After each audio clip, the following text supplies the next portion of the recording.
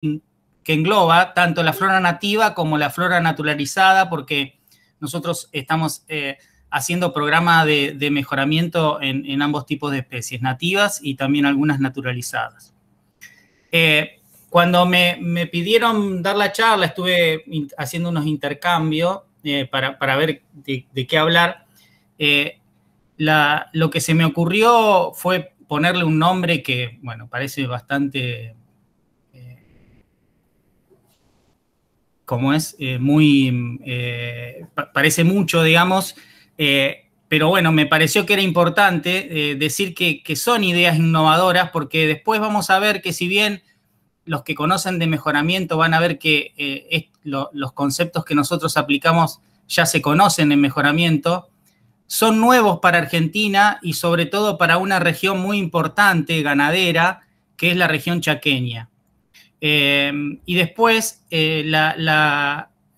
tocar algo de un área de vacancia, que sigue siendo un área de vacancia, a pesar de que nosotros hemos hecho algo de trabajo en el tema, que es la cuestión de contar con germoplasma, ¿no? De forrajeras nativas, que tenemos muchas especies, tenemos mucho germoplasma todavía por colectar y por conservar y por utilizar, y bueno, hay que tratar de hacerlo. Y también una cosa importante que es el tema de tratar de hablar de este grupo al cual pertenezco, que es un grupo interdisciplinario. Los trabajos interdisciplinarios son comunes, digamos, en diversas áreas. Muchos de ustedes seguramente en sus trabajos de investigación trabajan con investigadores de diferentes disciplinas, pero lo que se formó en la facultad hace bastante tiempo, y bueno, acá yo quiero nombrar a Gustavo Rauf, que fue un docente que estuvo en la facultad cuando yo era alumno todavía, y que formó junto con el doctor Pensiero este grupo interdisciplinario entre mejoradores y botánicos, en principio. Y bueno, ahora esperemos que con el crecimiento del instituto se puedan sumar nuevas disciplinas. Cuando hablamos de mejoramiento, desde el punto de vista metodológico, hablamos de, a partir de una población base, una población de genotipos, hacer cruzamientos, selección, para obtener un material mejorado. Todo lo que vamos a hablar acá de la importancia que tiene en el tema del mejoramiento en la flora nativa tiene que ver con un paso anterior que se llama premejoramiento, que tiene que ver con el trabajo con el germoplasma de base y con después ese germoplasma, cuál germoplasma utilizar para empezar un programa de mejoramiento. Y entonces acá, cuando hablamos de forrajeras nativas, tenemos que ver qué especies, porque hay bastantes, para qué ganadería, dónde encuentro el germoplasma. Tengo que trabajar en muchos casos con la biología de la especie porque no se conoce y es importante a la hora de generar un programa de mejoramiento. ¿Qué caracteres voy a mejorar? Y sobre una cosa importante que va de la mano a todo lo anterior es qué producto final voy a obtener. Entonces, si uno divide las etapas de la mejora genética de manera arbitraria, pero sirve a los fines de esta charla, en principio tenemos cuestiones relacionadas con definir objetivos, tenemos que ver para qué ambiente vamos a hacer el mejoramiento, qué especies vamos a trabajar, qué caracteres, dónde obtengo el germoplasma, después qué método de selección voy a utilizar, que tiene que estar relacionado con el ambiente para donde va a ir la especie, pero también con el producto final. Y sobre todo, una parte fundamental que es cómo vamos a hacer para difundir estos cultivares. Y acá es importante generar una relación de entrada con productores y semilleros. Esto es muy importante tenerlo de entrada. Yo en el año 2003 participé de un taller que se hizo ahí en la FAUBA, donde había muchos mejoradores de diferentes instituciones, y entonces yo estaba con mis primeros pasos en mi tesis de maestría y hice una pregunta de por qué no se hacía mejoramiento con forrajeras nativas. En realidad se había hecho, pero ¿por qué no se habían obtenido resultados? Si hay conocimiento, hay germoplasma, y bueno, y ahí se armó una discusión muy interesante, porque, bueno, se plantearon todas estas cuestiones, es decir, me parece a mí, y es una cuestión que también me gustaría que opinen, pues no sé bien el público que hay, pero a lo mejor hay investigadores que hace tiempo pueden haber tenido contacto con estos temas, que no se plantean estas cosas, estos 4 ítems de manera simultánea a la hora de generar un producto. Porque acá estamos hablando, no estamos hablando directamente de investigación, estamos hablando de desarrollo tecnológico. Y si estamos hablando de desarrollo tecnológico, estamos hablando de un producto que nosotros queremos que alguien lo utilice. Entonces, todas estas cosas tienen que estar de entrada charladas, habladas, discutidas, y después se vuelven a discutir, porque puede pasar que cometamos errores, volvamos a discutir los temas, volvamos a elegir alguna especie porque la especie que elegimos no fue la correcta, y así vamos mejorando nuestro trabajo. Una de las cosas que nosotros, creo, hicimos bien es de entrada empezar a charlar todos estos temas de manera simultánea. Y a partir de ahí empezamos a ver, bueno, en dónde estamos parados en la región chaqueña. Entonces, primero, hay una cuestión muy importante que existe, como existen ahora nuevos paradigmas en la agricultura, en la ganadería, cómo hacer agricultura, cómo hacer ganadería, se están replanteando todos los sistemas agrícolas y ganaderos. También en el mejoramiento hay nuevos paradigmas, nuevas cosas que se están trabajando. Se habla de mejora para agricultura de conservación específicamente. Se habla de todas las cuestiones relacionadas con edición génica que permiten manejar los genes de domesticación, que se conocen que son genes de efectos mayores. Se habla de mejorar los cultivos para adaptarlos al ambiente, adaptarlos a los nuevos sistemas, es decir, disminuir el uso de insumos externos basados en el petróleo. Se habla de adaptación al cambio climático. En forrajeras en particular se habla de volver al tema de policultivos, perennidad, el tema de intersiembras en pastizales. Y también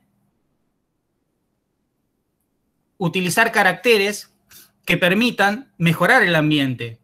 Toda la relación que tienen las plantas con la microbiota, que se ha avanzado mucho, pero vamos a ver que hay un tema que a mí me parece importante que hay que ver, a pesar de todo el conocimiento que se ha avanzado en este tema, hay algo que se puede hacer para hacer mejoramiento y aprovechar estas relaciones.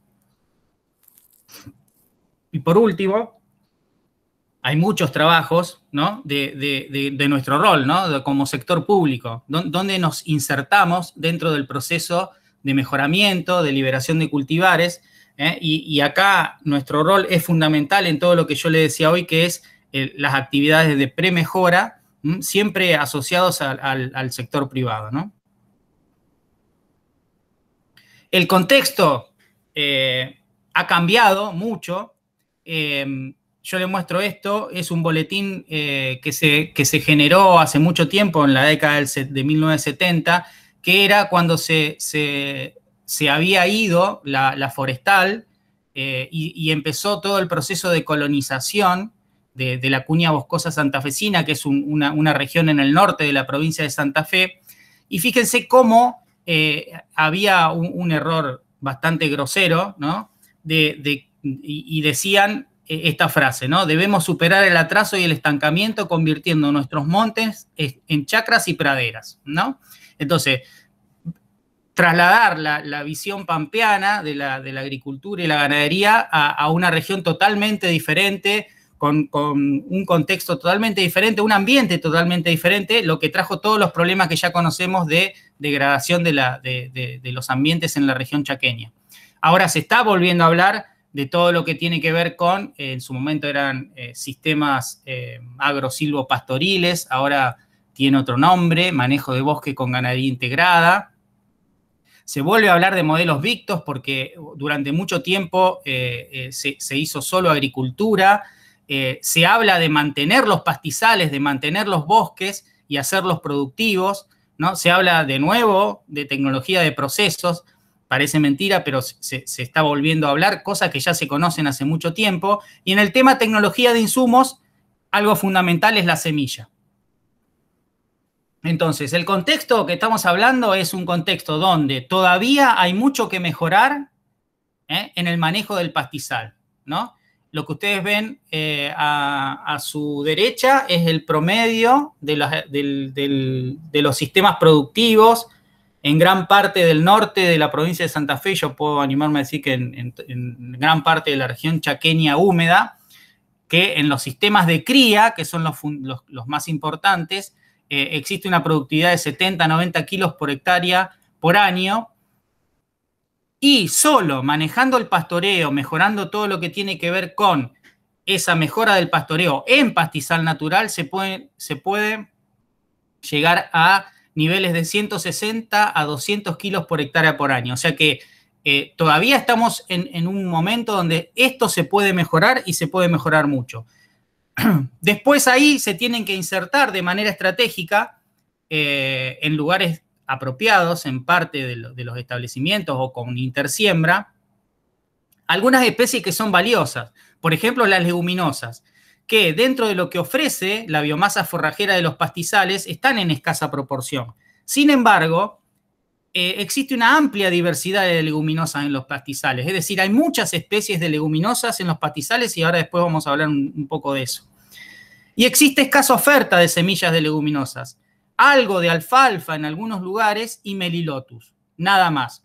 Alfalfa, bueno, la forrajera más importante de Argentina, donde hay mucho trabajo en mejoramiento, y Melilotus, una forrajera que está naturalizada en Argentina, de la cual se hace poco mejoramiento, a pesar de ser muy importante, ya vamos a hablar. Entonces vemos que la oferta de leguminosas, a pesar de la diversidad que tenemos, es muy escasa. Entonces, ahora bien, vamos a hablar un poco de qué especies y dónde obtengo germoplasma, qué es lo que hicimos nosotros. Obviamente, volvimos a las fuentes, a los clásicos, y hay mucho trabajo realizado desde, fíjense, un trabajo que puede llegar a ser fundacional en 1919 de Parodi sobre las cloridias de la República Argentina, donde ya hablaba de especies dentro de esta subfamilia que son interesantes como forrajeras, como por ejemplo Tricloris, ¿no? Que ahora es Leptocloa crinita y Leptocloa pluriflora. Y así un montón de trabajos que nos dan la base de la prospección de especies que son interesantes de trabajar. Y había muchas especies, fíjense un trabajo de Cobas que hablaba específicamente de la región chaqueña en 1978, de las especies que requieren un plan de conservación de germoplasma, ¿no? Y que se hizo poco. Fíjense esto que siempre lo muestro, perdón a aquellos que siempre escuchan la charla, pero me parece importante y me parece que tiene mucha actualidad, que es el tema de Parodi en 1919, en la última parte de su trabajo de las cloridias de la República Argentina, decía que en el país se hace poco caso hasta el momento de las óptimas cualidades que poseen numerosas especies indígenas muy frecuentes en los prados naturales, por ser aún poco conocidas y por la facilidad de cultivo y aprovechamiento de las especies similares europeas. Esto fue, obviamente, escuchado, no es así, sino que en realidad hubo muchos investigadores de otros países que vinieron a hacer trabajos y que también relevaron, y van a ver que, por ejemplo, este trabajo, que es de 1962, muestra, por ejemplo, que habla de Agropiro criollo, por ejemplo, el Imus scabrifolius, habla de Macroptinum latiroides, como forrajeras muy interesantes, y esta persona, Donald, este investigador, fue el que se llevó en la década del 30-40 la cebadilla criolla nuestra a Australia para mejorarla. Entonces ya se hablaba en esa época de todas las especies, o sea que ya había una lista priorizada, ya había algunas especies con las que se podían empezar a trabajar. Obviamente en otros países, fundamentalmente en Australia, que tienen escaso diversidad de leguminosas en sus pastizales y ellos necesitaban leguminosa para su ganadería, empezaron a hacer trabajo en toda América y generaron una colección de forrajes que les llevó 10, 20 años realizarla, donde llegaron a tener 29.000 entradas, es decir, 29.000 muestras de semillas de diferentes especies de forrajeras, gramíneas y leguminosas, 6.400 de América del Sur, 4.700 de África, 3.900 de América Central y el Caribe. Y obviamente acá en Argentina vinieron a colectar. Sin embargo, también hay problemas en otros países. Esto es un trabajo de dos investigadores que trabajaron mucho en el mejoramiento de gramíneas y leguminosas para los ambientes australianos y en un trabajo de opinión que publicaron en el 2019, hablan de los mismos problemas, ¿no? De la pérdida de germoplasma valioso, de la falta de capacidad que tienen los bancos de germoplasma de generar conocimiento para agregar valor a los programas de investigación, es decir, a los programas de mejoramiento. Esto, la verdad que uno puede opinar mucho de por qué pasa, pero bueno, es una realidad, ¿no? Y me parece que nosotros en Argentina tenemos todo para cambiar esto, porque tenemos el germoplasma, tenemos conocimiento.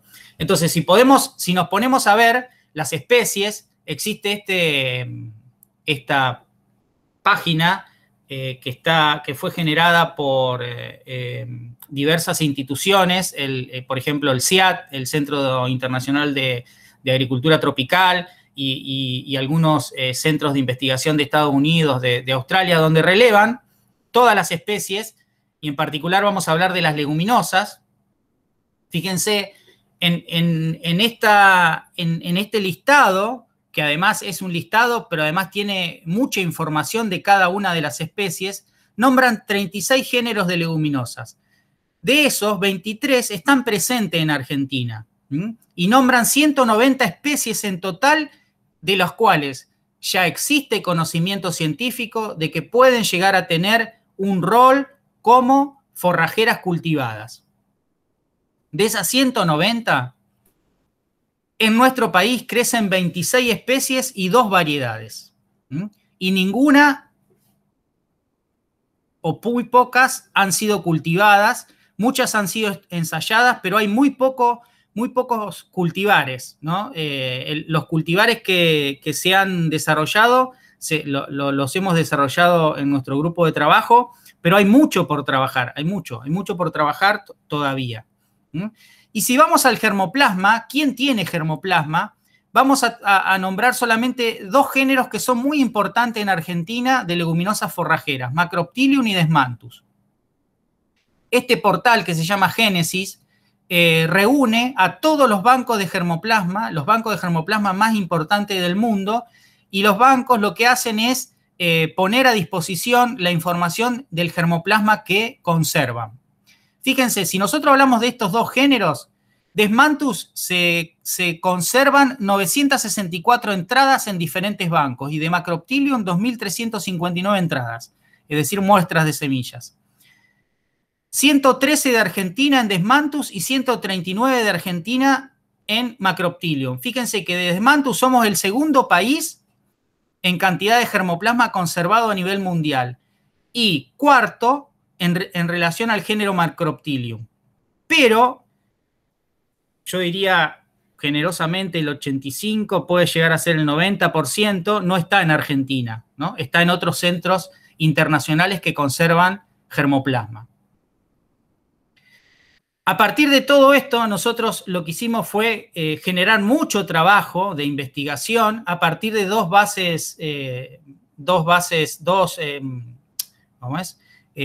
colecciones biológicas que para nosotros son muy importantes, que es el herbario Arturo Ragonese de la facultad y un banco de germoplasma, el banco de germoplasma ingeniero agrónomo José Mario Alonso, y a partir de ahí empezamos nuestro trabajo. Las colectas sistemáticas de leguminosas empezaron en el 2003. Obviamente colectábamos varias especies, ahí están todas las que habíamos priorizado en principio para colectar, conservar y empezar a trabajar. no quiere decir de que cada punto ahí es un lugar donde tengamos muestra de semilla. Cada punto del país es un punto que relevamos, ¿no? Que relevamos su vegetación, tomamos muestras para el herbario y en el caso que exista, colectamos semillas para el banco de germoplasma. Obviamente, como ven acá, la mayor concentración está en la provincia de Santa Fe. Bueno, vamos a ver dos ejemplos que para nosotros son muy importantes del trabajo que hicimos, de una especie que es emblemática como forrajera, pero que sin embargo, en la que sin embargo hay muy poco trabajo de mejoramiento hecho. Es una especie que crece desde San Luis a Jujuy, es la única leguminosa forrajera para ambientes salinos en la región chaqueña, fíjense, la única, se comercializa mucho. En su momento, cuando empezamos a trabajar, había pocas colecciones de germoplasma para iniciar programas de mejoramiento. Los principales problemas que nosotros detectamos en este trabajo que les decía que hicimos con los semilleros es el tema del lento crecimiento inicial, que explota la producción de forraje en primavera, pero en primavera también florece, o sea que ese forraje es de baja calidad debido a la alta concentración de tallo y de órganos reproductivos. Entonces ahí ya teníamos una punta para empezar a hacer mejoramiento. Y si bien se comercializa mucho en la región chaqueña, la mayor parte de la semilla es, la que es legal es identificada, es decir, no tiene un proceso de mejoramiento, no hay un cultivar desarrollado, o en muchos casos la semilla es comercializada de manera ilegal. Entonces, a partir de ahí empezamos el trabajo. En realidad, este trabajo, antes del 2009, había empezado cuando Gustavo Rauf estaba con nosotros. El grupo de Gustavo Rauf de la FAUA sigue trabajando con Melilotus también, y tienen algunos desarrollos hechos, pero nosotros nos enfocábamos fundamentalmente en lo que tiene que ver la región chaqueña. Entonces, para decirlo rápidamente, lo que hicimos, que no es nada más que un programa de mejoramiento tradicional, pero que no se había hecho hasta el momento, lo que hicimos fue, teníamos una población selecta muy variable de diferentes orígenes que solamente se había seleccionado en un ambiente no salino, ¿está? Recuerden que Melilotus es una especie fundamentalmente para ambiente salino de la región chaqueña. Se había seleccionado por floración tardía, es decir, se habían seleccionado materiales que florecían después del 20 de noviembre. A partir de ahí se tomaron 2.000 semillas, se las cultivó en suelo salino, se tomaron 24 plántulas saludables, no hubo ningún proceso acá de selección, sino que 24 plántulas saludables se llevaron a un bloque de policruzamiento. A partir de ahí hicimos un método tradicional de trabajo con familia de medios hermanos. Acá vemos algunas cuestiones que se realizaron. Medición de heredabilidad, que tiene que ver con la capacidad de que lo fenotípico que estamos viendo se deba a cuestiones genéticas. Estamos hablando que más de 0,3 es un buen valor de heredabilidad si queremos pensar en un programa de mejoramiento. Teníamos buenos valores para crecimiento inicial, es decir, todos los caracteres que tenían que ver con la altura de planta al primer corte, que estamos hablando de junio, ¿está? Melilotus se siembra febrero, marzo, abril en nuestra zona, ¿está? Y recién hasta septiembre, octubre no tenemos forraje en general. Lo que nosotros tratábamos de hacer es generar materiales que tengan mayor crecimiento inicial y una oferta de forraje importante en invierno, que también genera un bache forrajero, el invierno en los pastizales. Entonces, teníamos un buen valor de heredabilidad para todo lo que tiene que ver con materia verde, total al primer corte en junio, en número de hojas en ese primer corte y altura de planta. Y después, en el segundo corte, lo que tratábamos de ver es también tener un rebrote importante, un segundo rebrote importante en primavera, en estos materiales de floración tardía. Uno de los caracteres que medimos es acá, número de ramificaciones basales. ¿Qué pasó? Empezamos a ver las correlaciones genéticas. Fíjense que desde el punto de vista del mejoramiento es muy interesante que la materia verde, ¿no? El porcentaje de materia verde total estaba relacionado con el número de hojas y con la altura de plantas, o sea que ahí teníamos dos caracteres de manera indirecta, altura de planta y número de hoja, que nos estaban indicando la producción de forraje, pero teníamos un problema, que los materiales que producían mucho al principio, en el primer corte, tenían una correlación negativa con lo que es la producción en el segundo corte, ¿no? Había una correlación genética negativa con la capacidad de rebrotar después de ese primer corte. Eso es lo que encontramos en esta población. ¿Qué es lo que hicimos?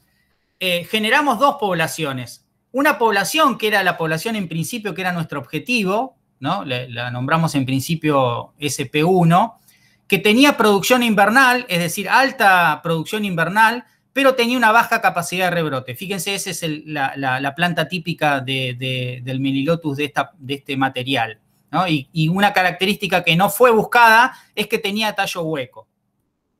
Y teníamos otro material que se seleccionó, es decir, se separaron dos poblaciones, se separaron las plantas de diferentes familias de medios hermanos, y una población que tenía menor producción invernal, tiene una alta producción primaveral y alta capacidad de rebrote. Fíjense qué tipo diferente de plantas.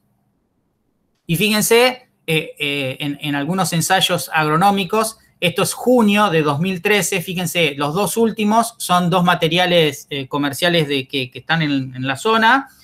Al principio tenemos el material selecto por producción invernal y en segundo término, acá el segundo es la otra población seleccionada por alta capacidad de rebrote. Lo que hicimos después fue empezar a hacer evaluaciones agronómicas. ¿Por qué? Porque todo este trabajo de selección de familia de medios hermanos lo habíamos hecho en suelo no salino. Es decir, la selección de producción invernal. Entonces lo que hicimos fue, evaluamos durante 2 años en un suelo sódico de Villa Minetti, el norte de la provincia de Santa Fe, con un pH 9 y 34% de porcentaje de sodio intercambiable, y otro no salino, ¿no? Para tener de comparación. Pero también, en ese momento, si bien el material que evaluamos ahí fue el material de mayor producción invernal, se nos ocurrió otra cosa, y es ver la posibilidad de hacer una mezcla forrajera, pensando en materiales que están descritos en la bibliografía, pero que se usan poco en forrajera, que son los blend, que son materiales, mezclas físicas de semilla de diferentes características que tienen una sinergia a la hora de producir forraje. Entonces se nos ocurrió mezclar estos cultivares para ver si en conjunto podíamos tener una alta producción primaveral y una alta producción invernal, ¿no? El cultivar Munay es el cultivar de alta producción invernal y el cultivar Yachay es el de alta productividad primaveral, y lo hicimos en diferentes mezclas. Fíjense acá, en el eje de las X, lo que tenemos son las diferentes combinaciones. En los dos extremos tenemos 100% Yachay, que es el que tiene producción primaveral, y en el otro extremo tenemos 100% Munay. Y después combinaciones, 75-25, 50-50 y 25-75.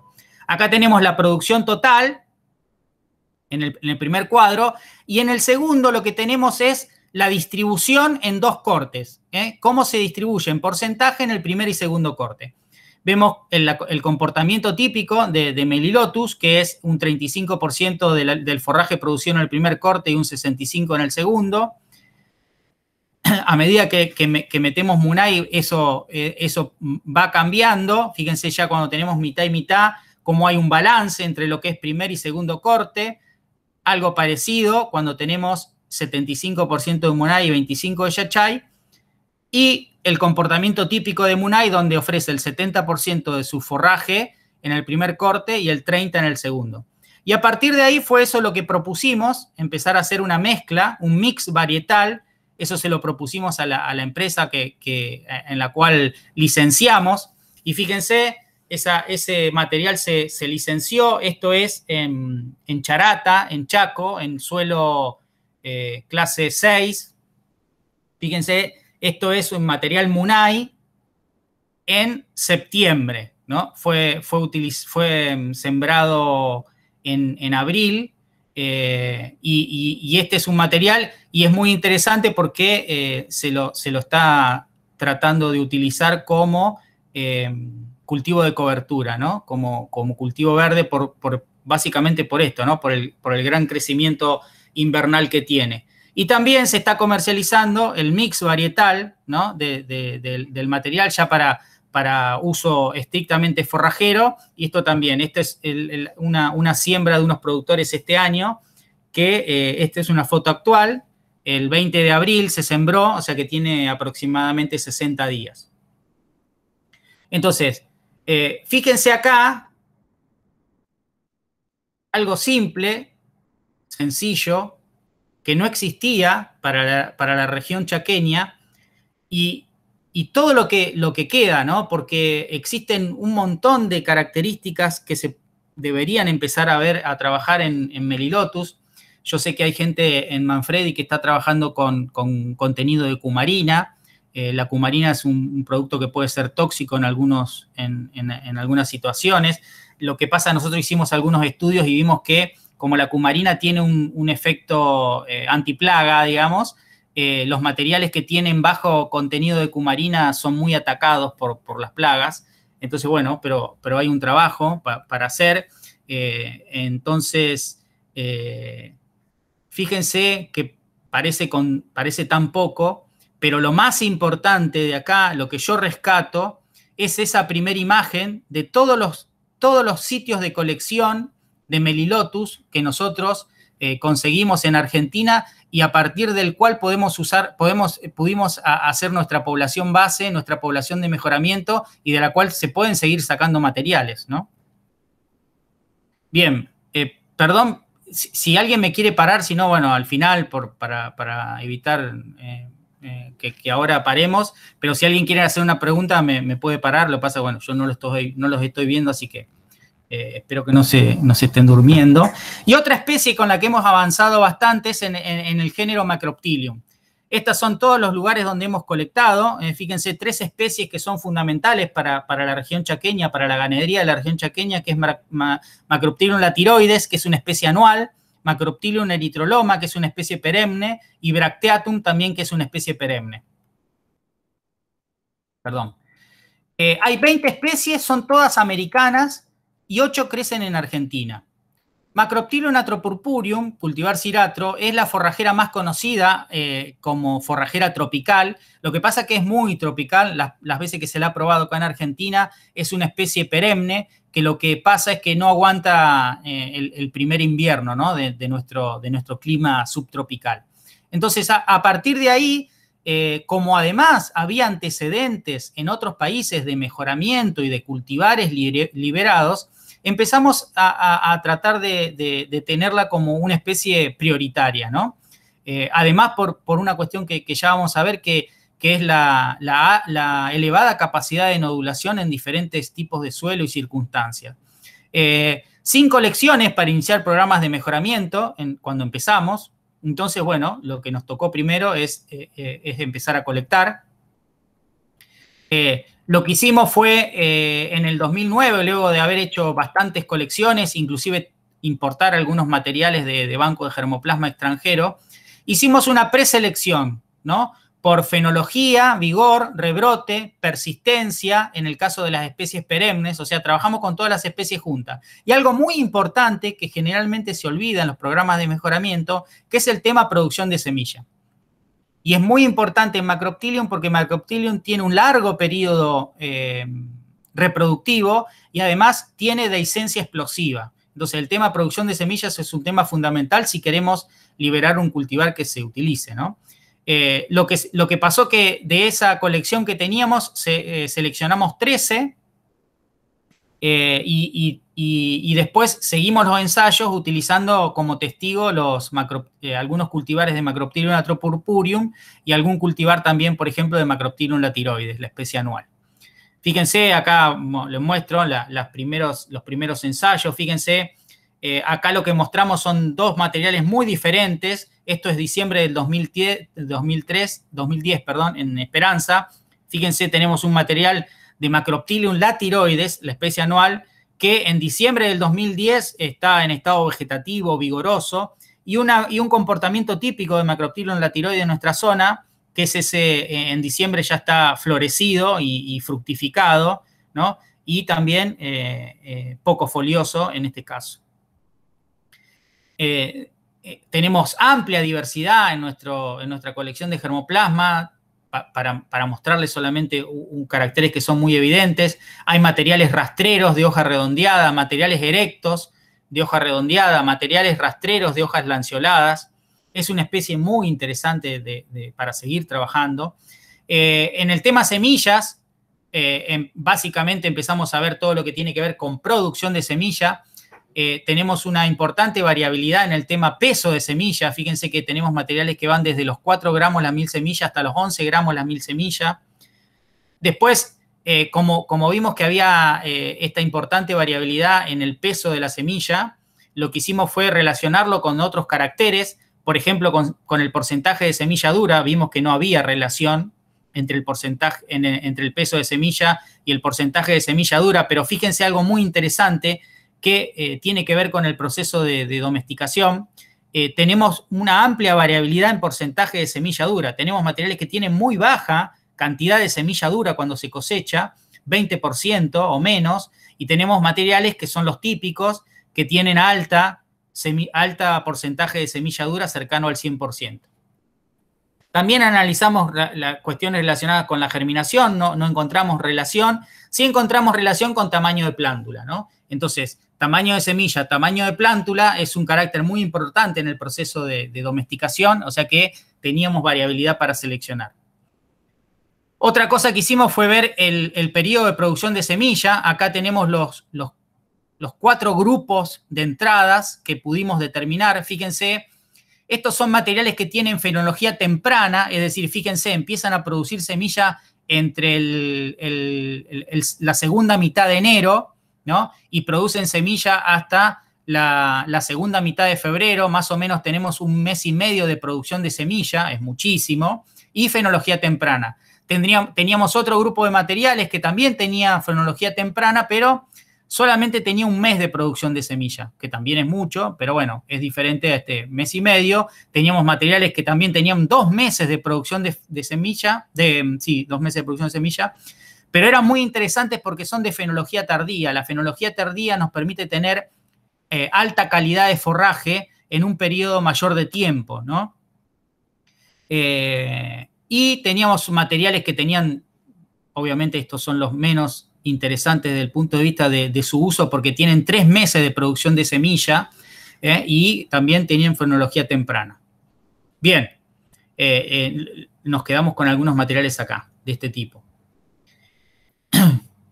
Fíjense también que cuando evaluamos la producción de semilla, que también tuvimos que hacer algunos ajustes que tienen que ver con cortes y demás, ahora por el tiempo no pude mostrar esos trabajos, pero se hizo un trabajo de adecuación de la tecnología de producción de semilla. Tenemos una amplia variabilidad también en la producción de semilla potencial, ¿no? Esto no es la producción de semilla campo, sino una producción de semilla potencial que va de materiales que son muy poco adaptados a nuestra región, 60 kilos por hectárea a 1.600 kilos por hectárea. ¿Qué hicimos después? Empezamos a trabajar con un carácter muy interesante que yo les decía que me parece que se trabaja poco en forrajeras y se trabaja poco en un grupo de especies que ahora se utilizan como cultivo de servicio, que es la capacidad de tener interacciones con la microbiota y poder incrementar la biomasa de raíz a través de estas interacciones. Entonces, nosotros lo que veíamos era desde el punto de vista forrajero, es decir, el crecimiento inicial asociado a la capacidad de nodulación, y lo que hicimos fue un trabajo donde evaluamos esos materiales en relación a la capacidad de nodulación utilizando un suelo que era un suelo de charata. Hicimos un ensayo común de crecimiento en sustrato y con solución nutritiva, con extracto de suelo, con y sin nitrógeno, ¿no? Y fíjense, acá, en esos materiales, fíjense que encontramos variabilidad en esto espeso de nódulo y porcentaje de proteína en las plantas. Esto es en el tratamiento sin nitrógeno, es decir, solución nutritiva sin nitrógeno, solamente con el extracto de suelo, logramos una amplia variabilidad en el tema de proteína cruda, que obviamente está relacionado básicamente a la capacidad de nodulación.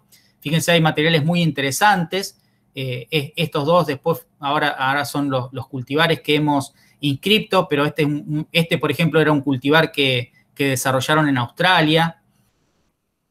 Lo mismo pasó con el peso seco de la planta, ¿no? En relación al peso de nódulo, y sigue habiendo acá estos dos materiales muy interesantes de Macrophthinula erythroloma y Macrophthinula tiroides que después fueron inscriptos como cultivares.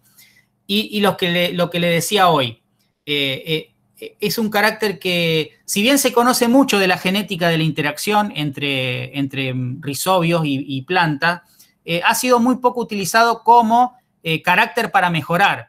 ¿Por qué? Porque básicamente cuando se mejoraron las leguminosas, se mejoraba también, lo que se hacía también es generar inoculantes a base de rizobios para utilizarlos en las semillas. Y posiblemente para una semilla que sea más barata, más fácil de utilizar por los productores ganaderos, habría que ver de si no se puede mejorar una forrajera para que tenga mayor capacidad de censar. No solo rizobios, pueden ser otros tipos de microorganismos y mejorar su crecimiento inicial y, como le decía, por ahí en estas nuevas especies que se utilizan como cultivo de servicio, también mejorar la producción de raíces, ¿no? Es un carácter que ha habido poco de trabajo. Bien, ¿qué hicimos después? Seleccionamos estos dos materiales. Fíjense que empezamos en el 2009, en el 2013 ya teníamos estos dos materiales de Macrophthinula erythroloma y Macrophthinula tiroides. Empezamos a hacer ensayos agronómicos. Macrophthinula erythroloma le pusimos cultivar Don Augusto y Macrophthinula tiroides cultivar Mancebo. Esto es en Sáenz Peña. Hicimos colaboración con el ingeniero Chiosone del INTA, que hizo muy buenos ensayos. Fíjense, este es un suelo que venía de muchos años de algodón y que se dejó para empezar a producir ganadería, pero tenía muchos problemas porque tenía muy poca fertilidad. Entonces, bueno, se empezaron a probar estas leguminosas para tratar de mejorar un poco la fertilidad y ver cómo se comportaban desde el punto de vista forrajero, y la verdad que se comportaron muy bien. Fíjense, este es otro ensayo en el mismo lugar. Fíjense acá la capacidad de nodulación. En este caso, este es el material, la raíz esta de Macrophthinula tiroides. También se hicieron ensayos en el caso de Macrophthinula tiroides para consociarlo con sorgo. En este caso, esto se realizó en el INTA Manfredi, lo realizó el ingeniero Pérez. También trabajamos con gente de la Fundación Gran Chaco en Tucumán, en un sistema silvopastoril, donde se sembró en una parte. Esto es Macrophthinula tiroides. Fíjense, sufrió una gran sequía en esa época y la verdad que se comportó muy bien. Tenía las hojas caídas, pero después, cuando se recuperaron las lluvias en febrero, esto es en enero, cuando se recuperaron las lluvias en febrero, la verdad que explotó.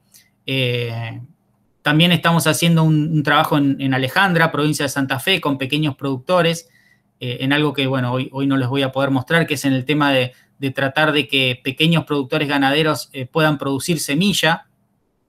Hicimos varios ensayos de intersiembra, de siembra pura.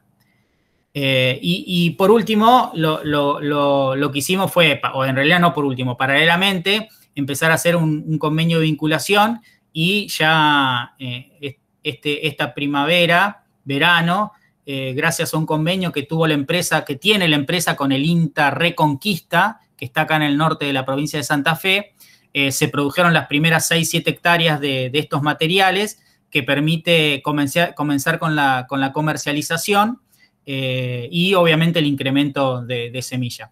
Piensen que estos cultivares son los primeros cultivares de leguminosas nativas inscriptos en Argentina, con un trabajo de mejoramiento convencional, nada raro. Por último, lo que les quería recalcar es que si hay algo que limita este trabajo en nuestros sistemas, es la cantidad de años que se necesita para generar este esquema de premejoramiento, con suerte y con mucho trabajo, 10 a 15 años. Y como mensaje final, lo que les quería decir es que la mejora convencional de forrajera silvestre tiene mucho para ofrecer, pensando en una ganadería sustentable en la región chaqueña. Queda mucho por hacer, hay muchas especies con las que seguir trabajando. Para nombrar solamente los temas en los que estamos trabajando actualmente: evaluación agronómica de unos materiales de Desmanthus virgatus y Echinomene. Son dos especies que están media retrasadas porque tienen algunos problemas relacionados con su comportamiento agronómico. Estamos comenzando programas de mejoramiento de Lotus tenuis para ambientes subtropicales. En nuestra zona el Lotus tenuis no se utiliza. Pensando en los bajos submeridionales, se han hecho varios intentos, pero el primer verano acá, que es muy crudo, por las altas temperaturas y posiblemente asociado a sequía, hace que no prospere. Entonces estamos trabajando en ese tema. Tenemos unos proyectos muy interesantes de lo que le decía hoy, de la parte de edición génica, tratar de manipular genes de domesticación en forrajeras nativas con investigadores del Instituto de Agrobiotecnología del Litoral, que está acá también en la provincia de Santa Fe. Estamos también trabajando en aquellas especies que son especies forrajeras pequeñas, de semilla pequeña, que es difícil, que tienen lento crecimiento inicial. Estamos trabajando con un grupo que desarrolla polímeros, que trabaja con polímeros, del INTEC, también en un instituto de CONICET, que es en el tema, estamos trabajando en el tema pildorado de semillas para la dispersión endosocórica, perdón. Y por último, una especie muy interesante, muy forrajera, con muy poco trabajo en la provincia de Santa Fe. Estamos tratando de trabajar con otro esquema totalmente diferente de trabajo, un esquema que no tiene que ver con mejoramiento, sí tiene que ver con reforestación, con restauración, que es el tema de identificación de áreas semilleras en algarrobo blanco y desarrollo de un sistema de trazabilidad en el uso de la semilla. Es decir, desde que se conozca desde el origen de la semilla, en el cual nosotros estamos trabajando, hasta después que se usa la semilla por los piberos, dónde está plantada, dónde se utiliza, ¿no? Y fíjense, para mostrarles este trabajo que empezamos, es mucho más nuevo, empezó en el 2018, 2017. Fíjense, este es un trabajo muy importante que se hizo de relevamiento de Prosopis alba, y fíjense cómo nuestra provincia es como que la pasaron por alto. Bueno, yo hablando con investigadores que hicieron este trabajo, en realidad no encontraron socios para colectar, porque en la provincia de Santa Fe, en el centro norte, existen todavía muchos algarrobales a partir de los cuales colectar semilla y conservar. Y hasta el momento, en el 2017-2018, no había nada colectado en Argentina. Perdón, en Santa Fe. No, en Argentina sí hay un banco muy importante en Córdoba, que es el Banco Nacional de Prosopis. Entonces, a partir de ahí empezamos a hacer trabajo, empezamos a hacer relevamiento de los algarrobales.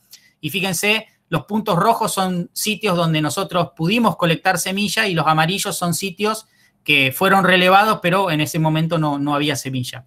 Entonces ahora contamos con una amplia colección de semillas de algarrobo blanco para la provincia de Santa Fe.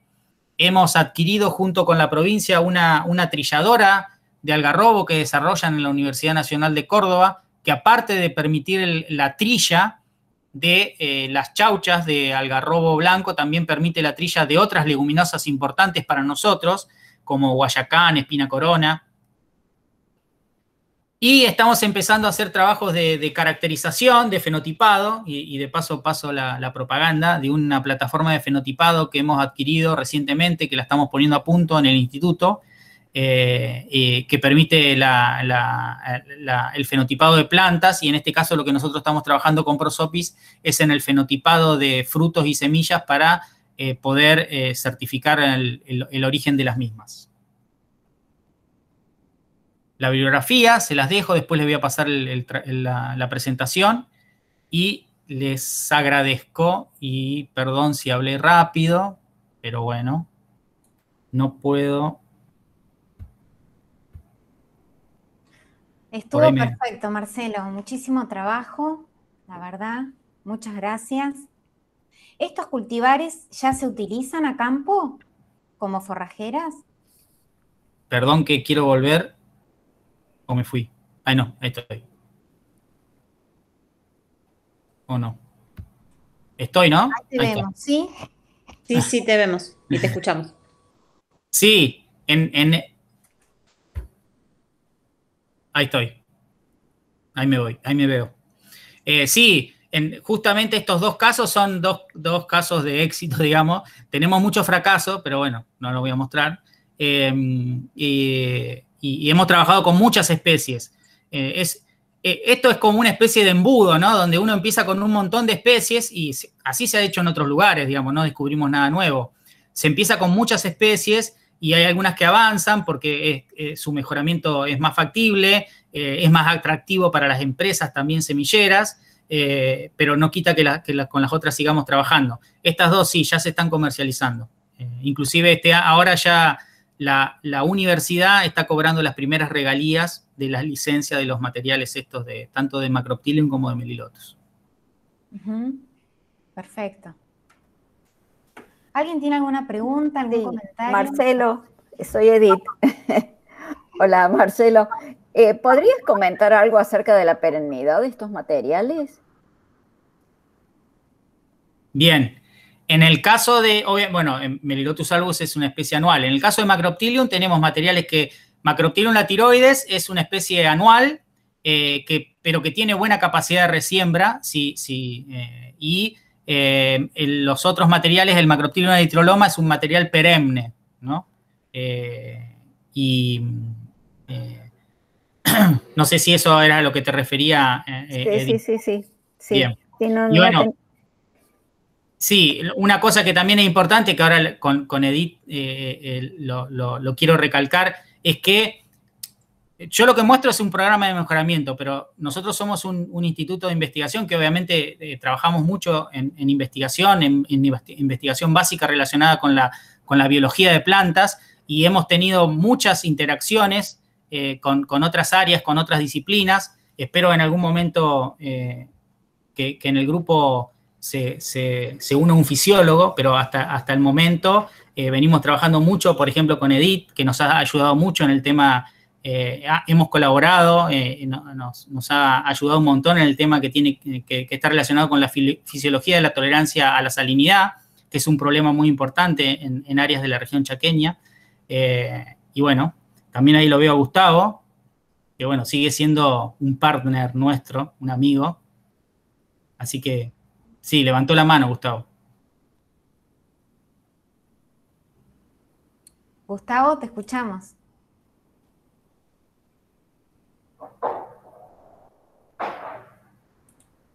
Edith, eso era, ¿no? Lo que me sí, yo no tenía claro cuáles eran anuales y cuáles eran perennes, y bien. eso te quería preguntar, porque me llamó la atención en la mezcla, pensé que si fueran perennes eventualmente una reemplazaría a la otra. No, claro. Está bien.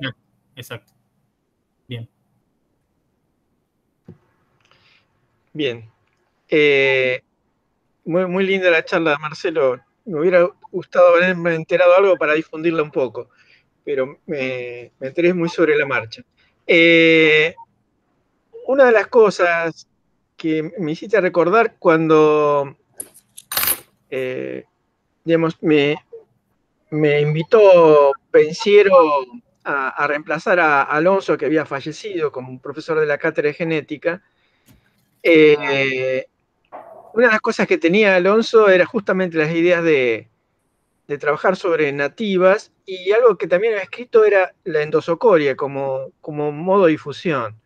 Y realmente me alegra mucho esta búsqueda de técnicas de reducir el daño mecánico de la masticación. No sé si han podido avanzar en esa línea o en qué estado está ahora. Nosotros en esta línea tenemos, en este año nos financiaron 2 proyectos, un PICT y un proyecto en la provincia. De todas maneras, ya con la gente que trabaja en polímeros en el INTEC de Santa Fe, en el Instituto de Química, ellos trabajan con polímeros que se utilizan, viste, en fármacos de liberación lenta y demás. Entonces, estamos trabajando, ya hay un grupo en realidad hay un polímero que se ha seleccionado, ya se están haciendo pruebas con la semilla y ahora con este proyecto financiado ya vamos a hacer toda la cadena, ¿no? Vamos a trabajar con el peleteado y con diferentes estudios de pasaje in vivo, in vitro, a través de animales, con animales fitulados también. Y bueno, vamos a ver si podemos avanzar. Espero que en un par de años tengamos novedades. Creo que es muy interesante y es muy factible, porque hay mucho. En el tema polímeros hay todo el trabajo que se ha hecho, no para lo que nosotros queremos usarlo, pero sí para otras cosas. Es muy, muy impresionante. Me desayuné cuando empezamos a buscarlos, a buscar material y a buscar información y los identificamos. Hay mucho trabajo y hay mucho que se puede hacer, se puede usar, ¿no? Sí, desde ya, si querés tener alguna repetición por San Pedro o por acá, te la ofrecemos. Sí, esperemos que en un par de años podamos tener cantidad, porque también, bueno, una de las cosas que hace que sea factible es que la metodología de peleteado es una metodología que es común en los semilleros, digamos, o sea que no sería nada tampoco complicado de hacer a escala, ¿no?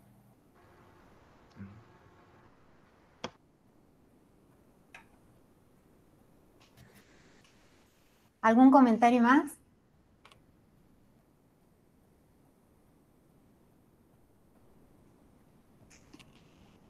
Marcelo, en los ensayos de nodulación, ¿qué bacterias utilizaron? Porque mencionaste que era una leguminosa promiscua, pero inocularon con... No inoculamos, en realidad inoculamos con extracto de suelo.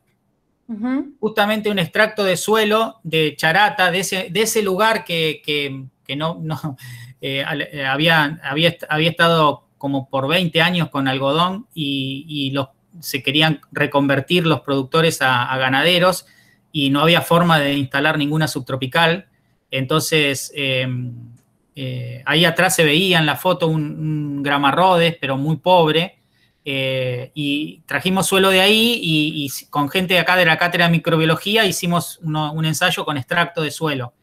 Y bueno, vimos. Y en realidad ahora ellos están estudiando, inclusive, por ejemplo, ellos ya han seleccionado una cepa para salinidad, para tolerancia a salinidad, porque el Macroctinum tiroides, por ejemplo, es medianamente tolerante a la salinidad y ya tienen cepas seleccionadas tolerantes a la salinidad. Y en realidad lo que han visto no es que sea promiscuo tanto la tiroides como eritroloma, porque en realidad promiscuo hace si no me equivoco, hace referencia a que es capaz de realizar simbiosis con diferentes tipos de rhizobios. En realidad es un grupo bastante reducido en cuanto a diversidad, pero como está presente en muchos suelos, es como que tiene una alta capacidad de censar estos materiales, ¿no? Los que tenemos nosotros. Pero no hicimos nada más que eso. Y es un trabajo muy interesante para seguir. Acá en la cátedra de microbiología lo están tratando de hacerlo, pero en realidad no hay programas de mejoramiento para mejora de la nodulación. No sé, Gustavo, que tiene más experiencia y sabe más, que puede aportar algo más, pero es muy poco. Hay algunos trabajos para algunos lugares en África con soja, pero no mucho más. Claro. El otro día fui jurado en un concurso en La Plata y el profesor de genética planteó como proyecto justamente mejorar el microbioma de las plantas para que produzcan más. Muy interesante. Es más, estaría bueno hacer de puente para que hagan cosas en conjunto. Bueno, mi nombre es Aníbal Lodeiro, yo soy el profesor que acaban de mencionar. Así que muchas gracias. El mundo es pequeño. Me ha gustado el proyecto y sí, la verdad que está muy interesante para hacer ese tipo de cosas. Sobre todo también teniendo en cuenta que, o sea, hago un comentario breve, ¿no? Porque fui aludido, pero está bueno también pensar que los rhizobios no actúan solos en el suelo, sino que tienen que combinarse con una serie de otras especies que con más claridad que influyen sobre lo que hacen los rizobios y cómo reaccionan las plantas en ese sentido, ¿no? Así que está bueno también, en el sentido de lo que comentaba recién Marcelo, que hayan hecho estos ensayos con extracto de suelos y que en todo caso traten de no solo de seleccionar los rizobios, sino de ver cómo se integra toda esa población a la nodulación. Y también pensando que no es solo la nodulación lo importante, sino también qué tipo de nódulos son y qué capacidad de fijación tienen, ¿no? O sea, la parte de la fijación es lo que hay que mirar con más atención. Sí, no, eso se hizo, lo que pasa que, bueno, para no ahondar en detalles en el trabajo, mostré esas dos cosas que tenían que ver con la capacidad de nodulación y la cantidad de proteína, ¿no? En extracto de suelo sin nitrógeno. Pero bueno, sí. Sí, está muy bien eso, sí, seguro. Eso es un muy buen indicador.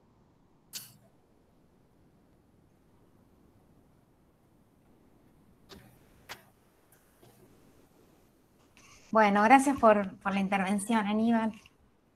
¿Alguien más? No, porque...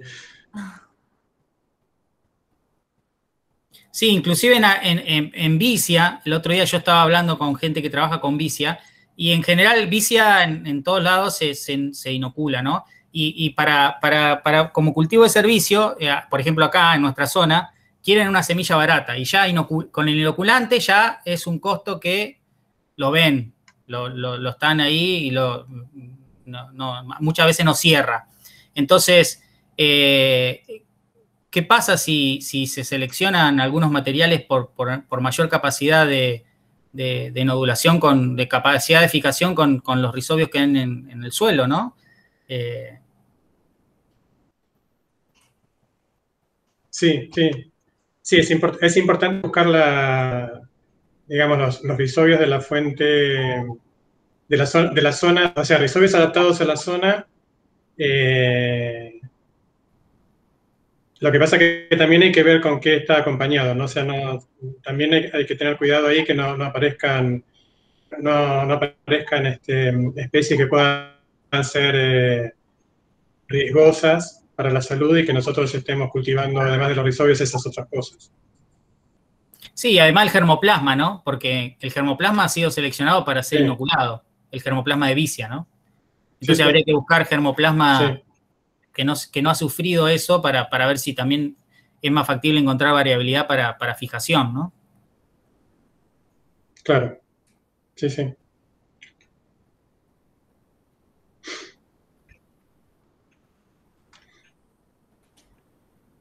Bueno.